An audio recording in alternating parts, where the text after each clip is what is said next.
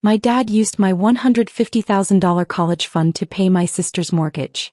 So I dropped out, started a tech company, and made millions while she lost her house to foreclosure anyway. Hey lovely people. Subscribe to be part of this family and tell us in the comments where you're watching from. With that, let's continue the story.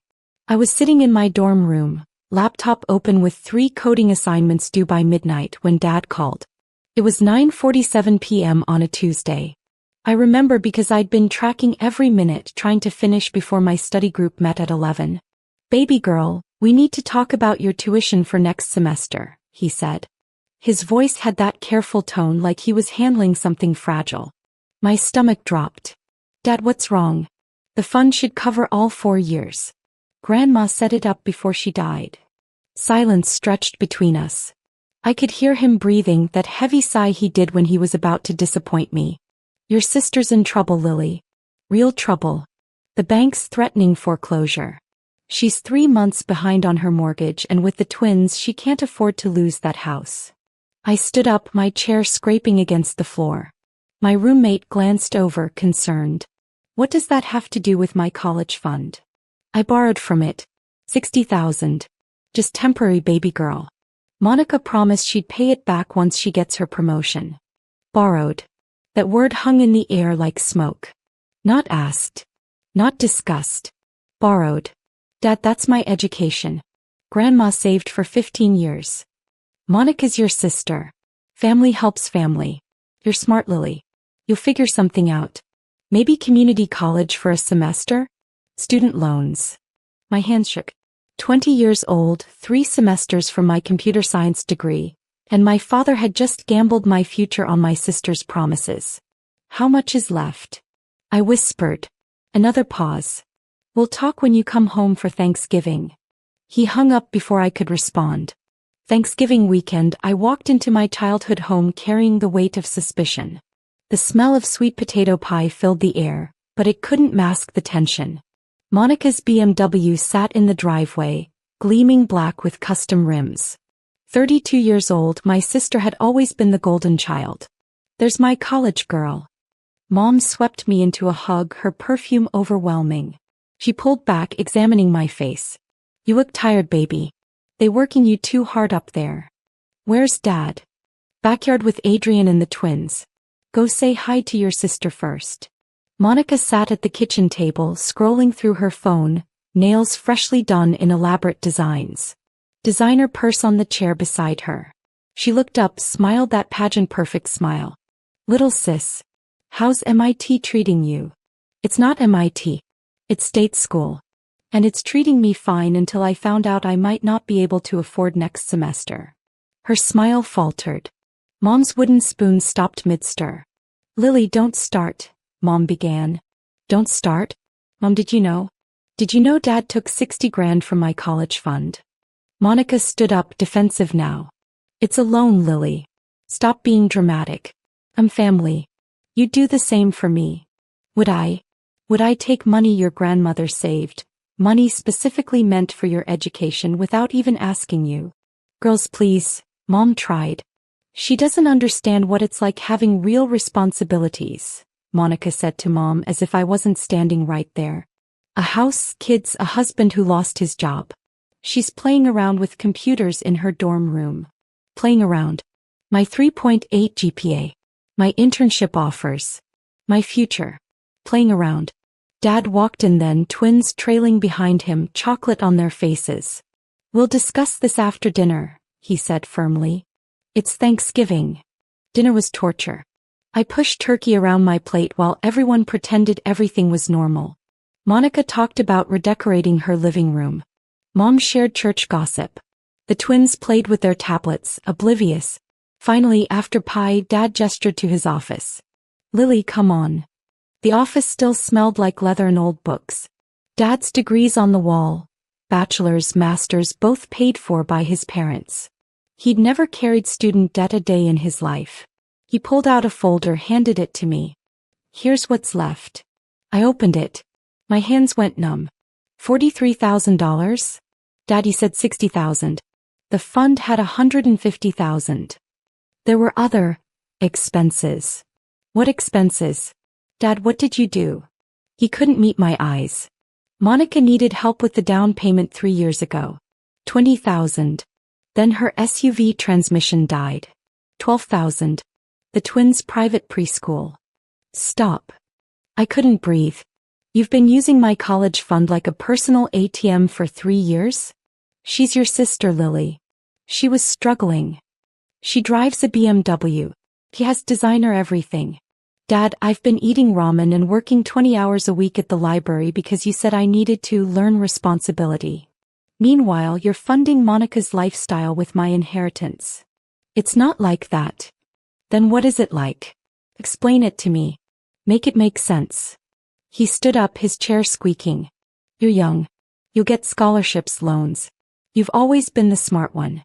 Monica needs more help. She's not like you. Not like you. There was the truth he'd never said out loud before. You mean she's not responsible? She's not disciplined. So you're rewarding her failure with my future. That's not fair. What's not fair is stealing from your daughter to enable your other daughter's bad decisions. The word hung between us. Stealing. Get out of my office, he said quietly. I didn't sleep that night. I lay in my childhood bedroom, staring at glow-in-the-dark stars I'd stuck to the ceiling at 12, and I did math. Terrible, heartbreaking math. 43,000 left. My tuition was 31,000 per semester. I had 3 semesters to go. That meant I was 93,000 short, even if Dad never touched another penny. Federal loans maxed out at 12,000 per year. I'd already taken those. Private loans required a cosigner with good credit. Dad had already said no to that last semester, claiming he didn't believe in debt. At 3 a.m. I pulled out my laptop and started researching. Dropout rates. Job prospects. Alternative paths. The screen blurred as tears came, angry and hot. I'd worked so hard. Honor roll every semester since freshman year of high school. Volunteered.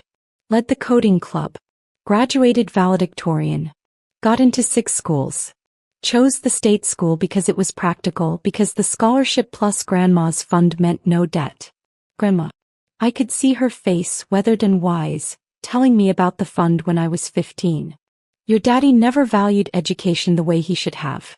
But you do, sweet girl. This money is yours. For your dreams. She'd worked 2 jobs her entire adult life. Cleaned houses and took in ironing. Saved every spare dollar in that account. And Dad had stolen it. There was no gentler word for it anymore. Morning came gray and cold.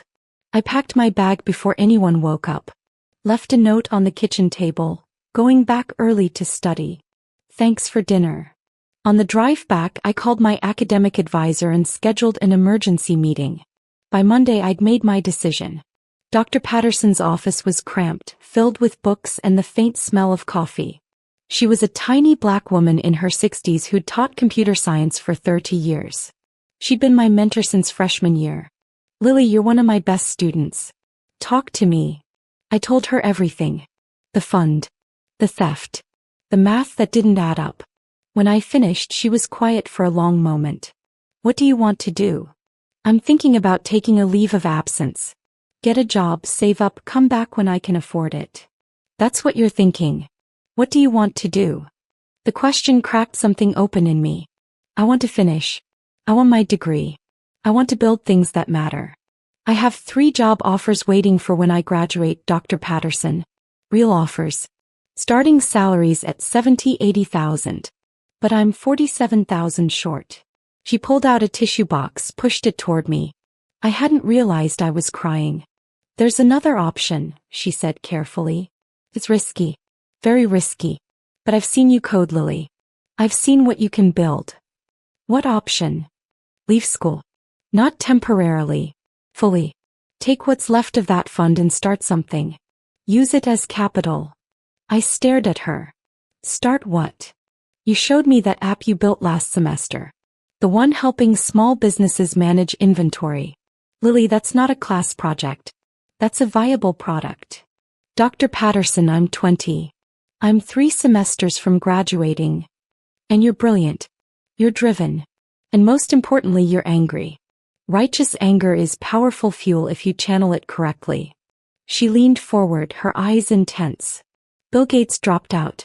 Zuckerberg dropped out. You know why? Because they had an idea and the courage to chase it. You have that idea. That app could change things. Or I could lose everything and end up with no degree and no money. Yes. That's the risk. But Lily, staying here angry and broke is also a risk. Sometimes the safer choice is actually the more dangerous one. I left her office with a business card for a startup advisor and a head full of terrifying possibilities. I gave myself 1 week to decide. 1 week of brutal honesty about what I really wanted versus what I thought I should do. The truth was, I'd been building that inventory management app for a year. Started as a project for a local bodega owner who complained about tracking stock. I'd refined it, added features, tested it with 5 other small businesses. They loved it. They'd even asked if they could buy licenses. I'd laughed it off then. I was a student. I was going to graduate, get a corporate job, do the responsible thing. But responsible for who? For the father who'd stolen from me? For the sister who'd taken without gratitude? Or for myself? On Thursday I called Dad. I'm withdrawing from school. I want what's left of my fund transferred to my personal account by Monday. Lily, don't be rash. Let's talk about this. There's nothing to talk about. That money is mine. Legally it's mine. Transfer it or I'll get a lawyer. You'd threaten your own father? You'd steal from your own daughter? Silence. Then, you'll regret this. Maybe. But it'll be my regret, not yours. The money appeared in my account Monday morning. $43,612. Every penny that remained of Grandma's 15 years of sacrifice. I stared at that number for an hour. Then I called the startup advisor Dr. Patterson had recommended. Lucas Waverly met me at a coffee shop downtown. 30-something, sharp suit, sharper eyes. He'd sold 2 companies and now consulted for early-stage startups. Tell me about your app, he said. I did. Showed him the code, the user testimonials, my growth projections. He asked questions. Hard ones about scalability, competition, market size. Finally he sat back. This is good. Really good. But you need more than 43,000. My heart sank. You need partners. Angel investors. A team. He smiled. Lucky for you, I know people. Starting a company is like jumping off a cliff and building a plane on the way down. That's what Lucas said, and he wasn't wrong. I moved into a tiny studio apartment in the tech district, furnished with a mattress on the floor and a folding table from a yard sale. Every penny mattered now. No safety net. No fallback plan. Lucas introduced me to 3 angel investors. I pitched in coffee shops and co-working spaces, my voice shaking but my demo solid. 2 passed. The third, a black woman named Angela who'd built and sold an e-commerce platform, wrote a check for $50,000 in exchange for 10% equity. I'm betting on you, not just the idea, she said. Don't make me regret it. I hired 2 developers I'd known from school. Both had graduated but were stuck in dead-end corporate jobs. They joined for equity and ramen-level salaries, willing to bet on the vision. We called the company Stock Smart. Simple, clear, exactly what it did. Month 1. We rebuilt the app from scratch, making it faster, prettier, more powerful. Month 2. We launched with 25 paying customers, mostly small businesses in the city. They paid $40 per month. $1,000 in monthly recurring revenue. Month 3. A local business magazine wrote about us. Young dropout building tech solution for small business. The article brought 50 new customers. Month 4. We hit $3,000 in monthly recurring revenue. I paid my team actual salaries. Small but real. Month 5. Lucas introduced me to a venture capital firm. They wanted to meet. Month 6. I came home to my studio to find 17 missed calls from Mom. Your sister's losing the house, she said when I called back. The bank's foreclosing. Lily, she needs help. She needs money. I sat on my mattress looking at my laptop, my code, my company. How much? 40,000. Just 40,000 would catch up the payments and give her breathing room. 40,000. Almost exactly what Dad had taken from me. No. Lily, please. She's your sister. Family. Family doesn't steal. Family doesn't take without asking. Tell Monica to sell the BMW. I hung up. And I didn't feel guilty. 6 months after Mom's call about Monica's foreclosure, StockSmart was thriving. We'd scaled to 200 businesses across 3 states, bringing in $24,000 monthly recurring revenue. My team had grown to 7 people, all working from a real office space with actual furniture. But success brought new problems. Our servers were maxing out. We needed to rebuild infrastructure. That meant capital, real capital. Lucas called on a Wednesday morning. I have someone who wants to meet you. Terrence Williams. Heard of him? Had I heard of him? Terrence Williams had built 3 successful tech companies. His latest had sold to Amazon for $200 million. He was a legend. He wants to meet me? Saw the article in TechCrunch about StockSmart. He's interested. Very interested. Meetings Friday at his office. I barely slept Thursday night. Friday I put on my one professional blazer, bought secondhand but it fit well, and took the train across town. Terrence's office occupied the entire top floor of a downtown high-rise. Floor-to-ceiling windows. Modern art. The kind of success I'd only dreamed about. He was tall, maybe 55, with gray temples and a firm handshake. Lily. I've been following your company. Impressive what you've built with so little capital. We talked for 2 hours. He asked about my vision, my challenges, my team. He understood the market in ways I hadn't even considered yet. Finally, he leaned back in his leather chair. I want to invest. $2 million for 20% equity. $2 million. My brain stopped working. That's generous, I managed. It's fair. But I have one condition. He pulled out his phone, showed me a profile. This man, David Stewart, is a senior developer from Google. I want you to hire him as your CTO. He'll handle the technical scaling. You focus on vision and growth. David's credentials were intimidating. 10 years at Google, 5 patents, masters from Stanford. Why would he want to work for a 21-year-old dropout? Terrence smiled. Because you're building something that matters. Because he's tired of corporate politics. And because I asked him to. With Terrence's investment, everything accelerated. David joined as CTO and rebuilt our entire infrastructure in 3 months. We could handle 10,000 customers now, with room to scale to 100,000. Angela introduced me to a sales consultant who taught us how to do outbound marketing. We hired 3 salespeople. Our growth rate tripled. By the end of year 2, StockSmart had 800 business customers across 12 states. We were generating $200,000 in monthly recurring revenue. My salary was $75,000, more than those entry-level jobs I'd turned down would have paid. I bought a condo. Nothing extravagant but mine. Real furniture. A proper bed. I hung Grandma's picture in the living room and told her thank you every morning. Dad called sometimes. I didn't answer. Monica never called at all. Mom called on my 22nd birthday. Baby girl, I miss you. Can we talk? How's Monica? They lost the house last month. Living with Adrian's mother now. Lily, she's struggling. The twins. Mom, I love you. But I'm not talking about Monica. If you want a relationship with me, it can't include guilt trips about my sister. She's family. So am I. But nobody seemed to remember that when they were spending my future. Silence. Then softly, you're right. You're absolutely right, baby. I'm sorry. I should have stopped your father. I should have protected you. Those words, I should have protected you, broke something in me. Thank you for saying that. Can I take you to dinner? Just us. No talk about money or Monica. Just my daughter and me. We met the following week at a small soul food restaurant.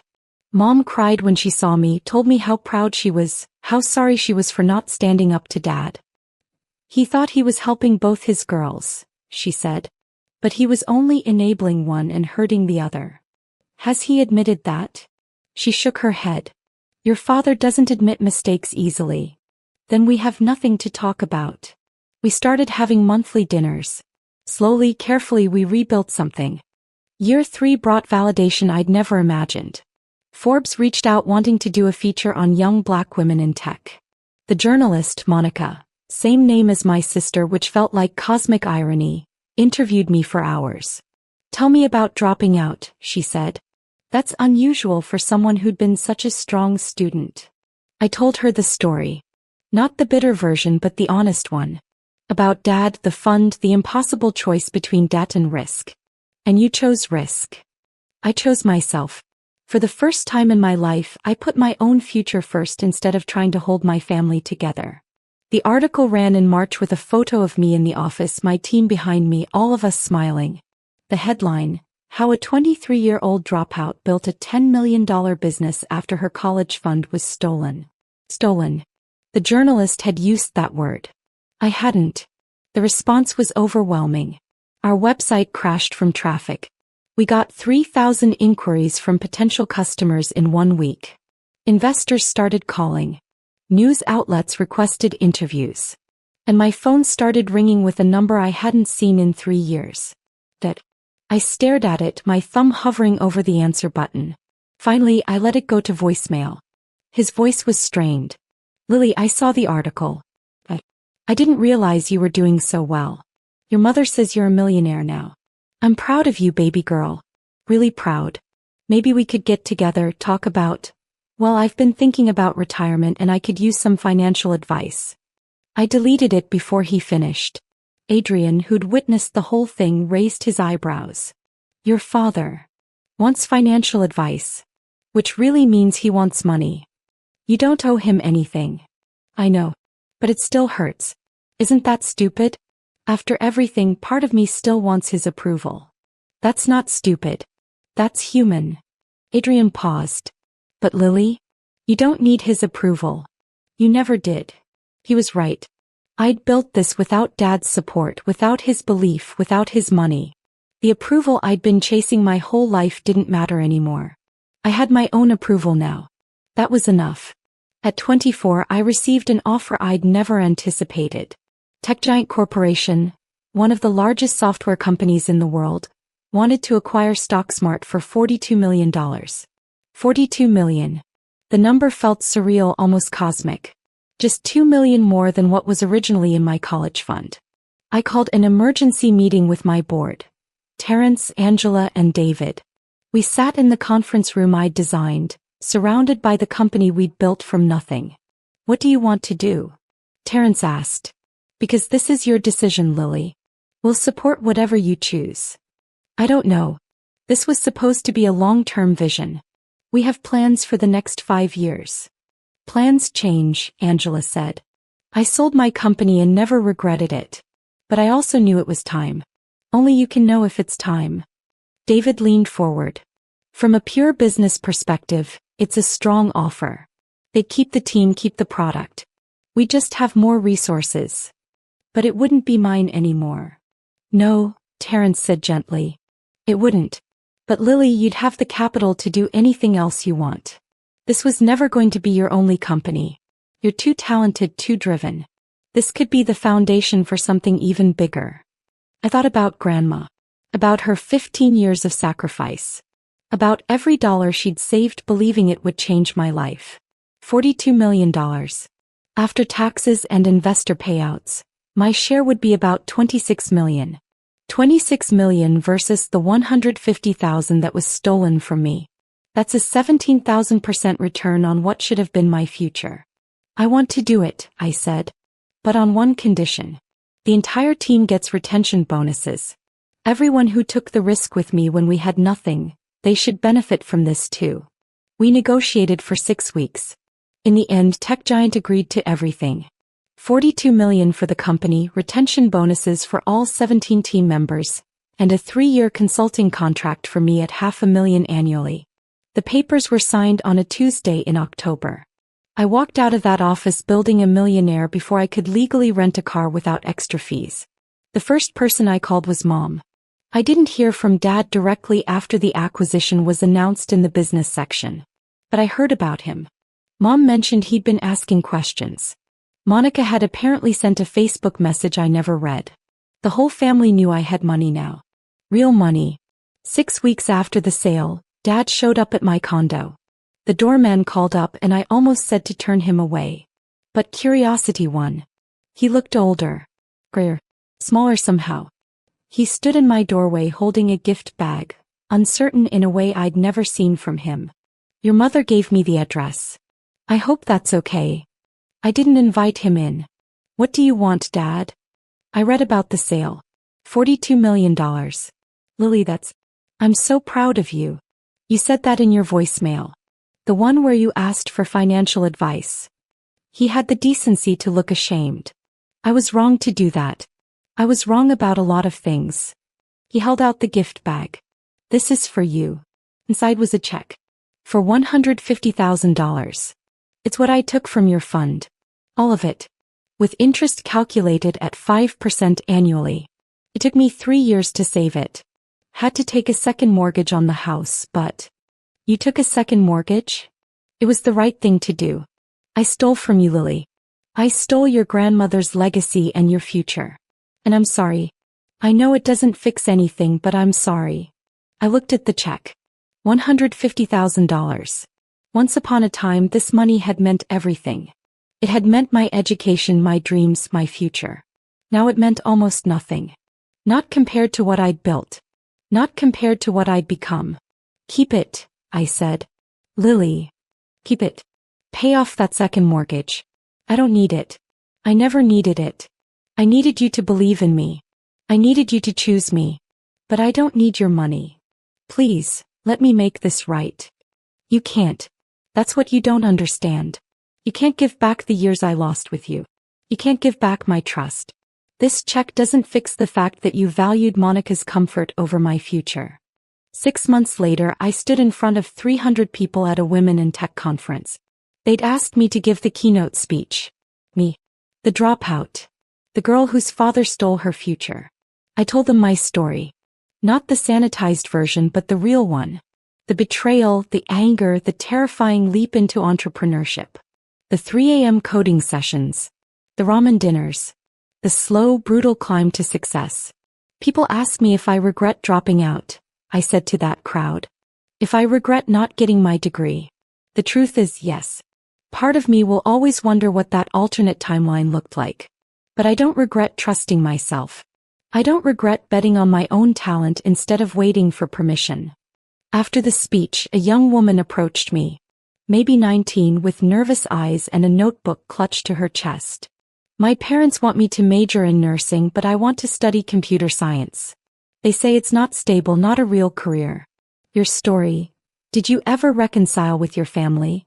I thought about Mom's monthly dinners. About Dad's check sitting in my desk drawer uncashed. About Monica, who I hadn't spoken to in 5 years. Some relationships I've rebuilt.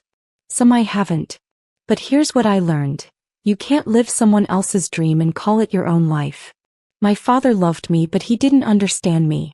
That doesn't make him evil. It just makes him human. And it made leaving his expectations behind necessary. The girl nodded, tears in her eyes. Thank you. Walking back to my car, I called Mom. How are the twins? Getting big. Monica's working 2 jobs now. Finally left Adrian. She's doing better actually. More stable. That's good. She asks about you sometimes. What do you tell her? That you're thriving. That you're happy. That she should be proud of her little sister. I sat in my car watching the sunset paint the sky orange and gold. $26 million in the bank. A consulting contract keeping me busy and engaged. Plans for my next company already sketching out in my mind. But the real wealth wasn't in my bank account. It was in knowing I'd saved myself. That when my family failed me, I'd refused to fail myself. Grandma's picture sat on my passenger seat. I'd brought it to the conference for luck. I picked it up, traced her face. We did it, I whispered. Your money might be gone, but your investment paid off. Just not the way anyone expected. I'd lost a college fund but gained an education worth infinitely more. I'd learned that sometimes the people who should protect you won't. That betrayal can be a teacher if you let it. That the only person you can truly count on is yourself. As I drove home, my phone buzzed. A text from Dad. Saw your speech online. You were magnificent. I wish I'd believed in you sooner. I'm sorry I had to learn who you were from Forbes instead of from being there. I love you, sis. I didn't respond immediately. Maybe I would tomorrow. Maybe next week. Maybe never. Because forgiveness isn't something you owe anyone, not even family. It's something you give when you're ready, if you're ready. And I wasn't sure I'd ever be ready. But I was okay with that. Some things don't get neat resolutions. Some relationships don't heal. Some betrayals leave permanent scars. The story doesn't always end with reconciliation and happiness. Sometimes it just ends with survival, success, and the bittersweet knowledge that you did it alone. And somehow that has to be enough. If this story resonated with you, please like, subscribe, and share your own experiences in the comments. Have you ever had to choose yourself over family expectations? Let me know below.